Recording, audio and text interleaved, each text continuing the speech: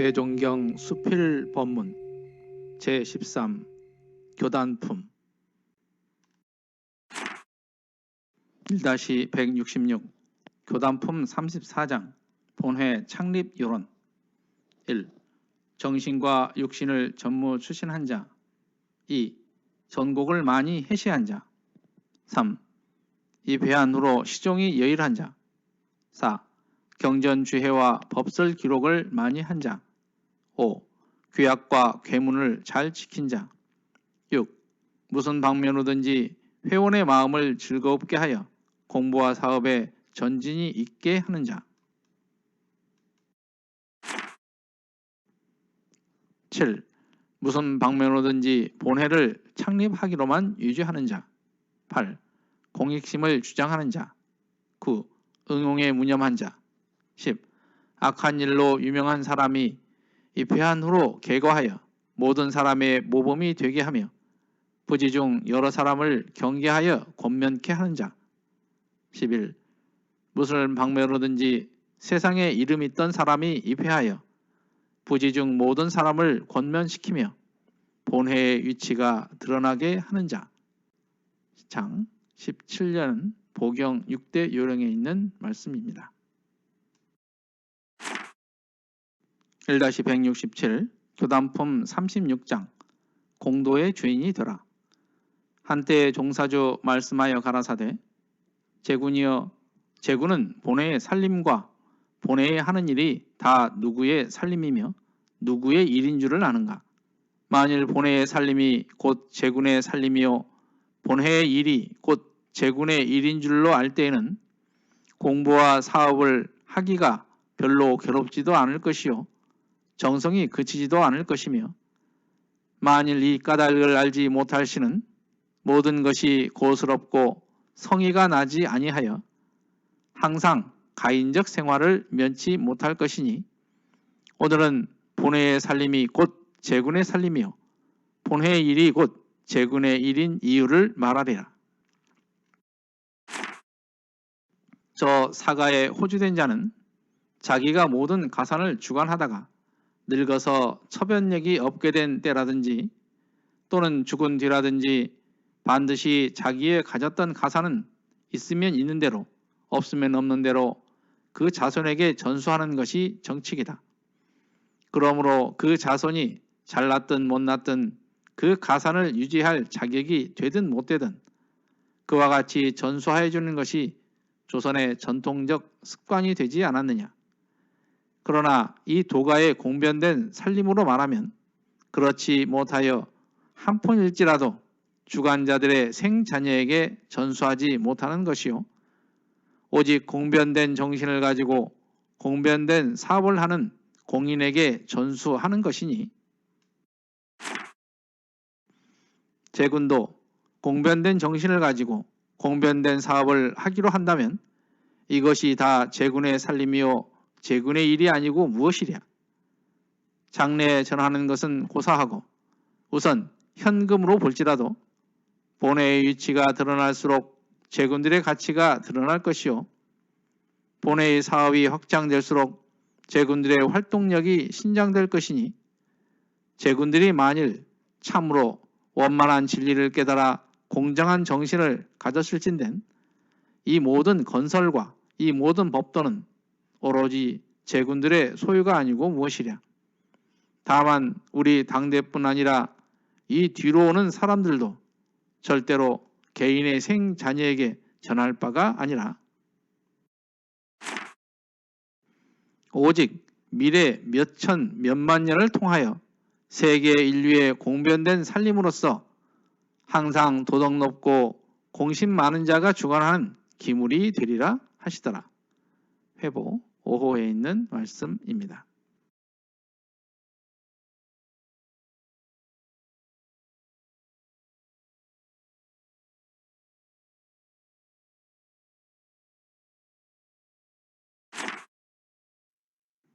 (1-166은) 교단품 34장 본회 창립 요론입니다. 대종경 교단품 34장 본문에 보면 이 11조목을 통해서 앞으로 모든 창립 공로를 전형하리라 이런 내용이 나옵니다. 여기에서 전형이라는 말은 인물이 됨됨이나 재능 등을 시험하여 뽑는 것 이런 말인데요. 즉 창립에 대한 공로의 측정 기준 이렇게 볼 수가 있겠습니다. 이 내용을 보면 첫 번째부터 다섯 번째까지를 이렇게 보면 공부와 사업에 큰 공을 세운 사람들이 내용입니다. 그런데 6조를 보면 무슨 방면이든지 회원들의 마음을 즐겁게 하여 진전이 있게 하는 자 이런 내용이 나오는데요.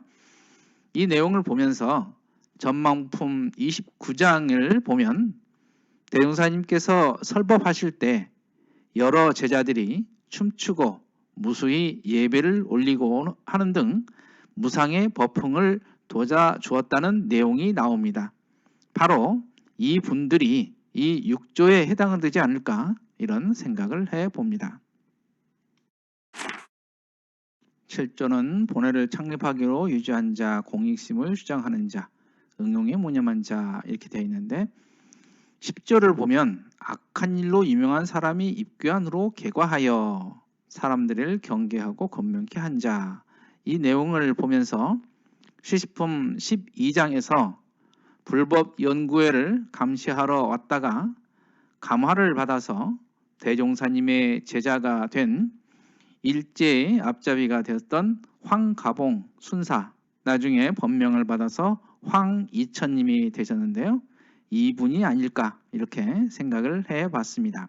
11조는 무슨 일이든지 세상에 이름 있던 사람이 입회하여 본회의 위치가 드러나게 하는 자 이런 내용이 나오는데요. 흔히 고 이건희 삼성 회장의 장모로 더 잘 알려진 신타원 김혜성 종사님이 이 11조에 해당되지 않을까 이런 생각을 해봤습니다. 1-167은 교단품 36장 공도의 주인이 되라 이런 내용입니다. 여기에서 살림이라는 것은 한 집안을 이루고 살아가는 일이며 또한 소소한 물건 등도 이에 해당된다고 볼 수 있습니다. 교당도 그 살림의 주체는 곧 재가 출가 모두에게 있는 것이며 모두가 주인인 것입니다. 이를 모른다고 하면은 남의 일을 하는 것 같은 생각을 할 것입니다. 바로 가인적 생활이라고 하는데요. 이러한 것들이 왜 제군들의 일인 것인가, 모두가 주인인가 여기에 대해서 그 이유를 말씀해 주시고 계십니다. 밑에 보면 오직 공변된 정신을 가지고 공변된 사업을 하는 공인에게 전수하는 것 이렇게 나오는데요. 여기서 보면 일반 사람들은 호주가 된 자로서 자기 자녀에게 유산으로 남기는 것이 통례라고 합니다. 그렇지만 공가인 교당이라는 것은 무형의 정신적 자산을 말할 것입니다. 원불교를 신앙 수행하다가 공부에 한 단계 한 단계 진급이 된다고 하면 그것이 바로 곧 원불교의 재산을 물려받는 일이 아닌가 이런 생각을 해봅니다. 여기에서 모든 법도는 오로지 제군들의 소유가 아니고 무엇이냐 이렇게 말씀을 하셨는데 이걸 보면서 불지품 17장에서 경편철도 소유하는 법에 대해서 대종사님께서 이렇게 말씀을 해 주셨죠. 다 내 것을 삼아두고 경우에 따라 그것을 이용하되 경우에만 어긋나지 않게 하면 아무도 금하고 말리지 못하나니 이 얼마나 너른 살림인가 이렇게 말씀을 하시면서 국한 없이 큰 본가의 살림을 발견해야 한다 이렇게 말씀을 해 주셨습니다. 대종사님의 진짜 유산을 받으려고 한다고 하면 바로 법신불 이론상을 내 것 삼으면 될 것입니다. 미래에 몇천 몇만 년을 통하여 세계 인류의 공변된 살림으로서 항상 도덕 높고 공신 많은 자가 주관하는 기물이 되리라 이렇게 말씀을 하셨습니다. 정산종사님 공도편 12장을 보면 주인의 신경으로 하는 공부는 3세를 통하여 이 공부만이 영원히 제도받는 것인 것을 자신하고 하기 싫으나 하고 싶으나 남이 알아주나 몰라주나 간에 꾸준히 힘을 쌓아가는 것, 이렇게 말씀을 하셨고요. 공중의 소유를 내 것같이 알뜰히 아끼고 교중의 권속을 가족같이 알뜰히 챙기며 교중의 근심을 자기의 근심으로 삼고 교중의 낙을 자기 낙으로 삼아서 이해와 고락을 교단과 같이 하는 것이 주인의 사업이다, 이렇게 말씀을 해 주셨습니다. 즉 주인의 심경으로 하는 공부, 주인의 심경으로 하는 사업에 대해서 말씀을 해 주셨습니다. 지금 우리를 한번 뒤돌아보면 주인의 심경으로 살고 있는가, 아니면 머슴의 심경으로 살고 있는가, 다시 반성해 봅니다.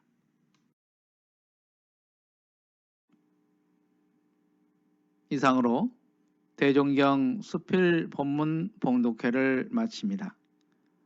마음공부 잘하여서 새 세상의 주인 됩시다. 감사합니다.